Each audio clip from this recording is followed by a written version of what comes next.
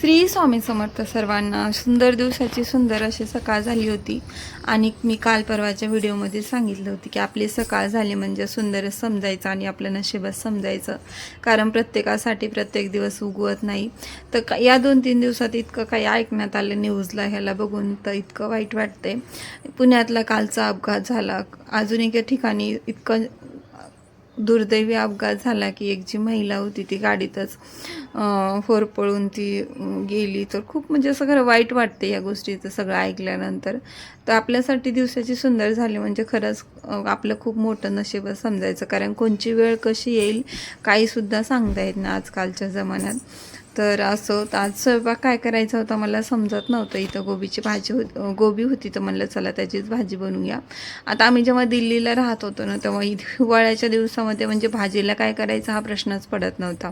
इतका भाजीपाला यायचा आणि इतका छान असायचा की बाजारात जरी गेलं ना तर पिशवी भरूनच भाजीपाला यायचा आणि इतका स्वस्तसुद्धा असायचा. आता हे फ्लावर असो किंवा पत्तागोबी असो, एकदम ₹10 ₹20 किलोनी तिथं आम्हाला भेटायची. आणि थंडीच्या दिवसात तर तिथलं जर साग म्हणाल तर खूप जास्त विकायला यायचं, माहिती आहे का. इथं मुंबईला आल्यापासून तर मार्केट चांगलं भरतही नाही आणि भाजीपाला काय आणा सुचतही नाही. तर इथं आज मी गोबी कोफ्ता करायचं ठरवलं. सगळ्यात अगोदर तो गोबी घिसून घेतली, त्याच्यामध्ये बेसन पीठ, जिरे, थोडीशी चटणी टाकली आणि चांगलं असं पीठ मळून घेतलं आणि त्याचे पकोडे इथं बनवून घेतले. तुम्ही बघू शकता छान असे पकोडे बनवून घेतले होते. त्याच कढईमध्ये थोडंसं तेल टाकलं, कांदा टाकला, लसूण अद्रक टाकला आणि आपला जो घरचा मसाला आहे तो टाकला.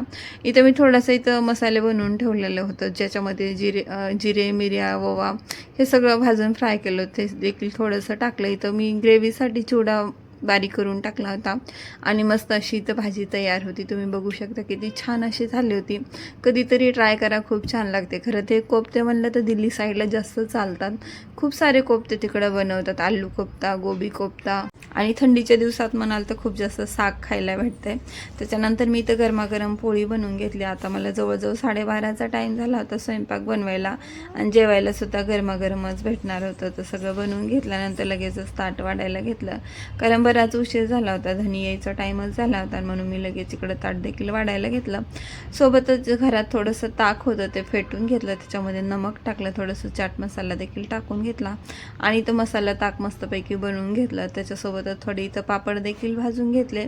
जे आपण पकोडे बनवले होते थोडे असेच ठेवले होते आणि मुलांसाठी मी इथं खिचडी बनवली होती, जी की मी सपक बनवली होती.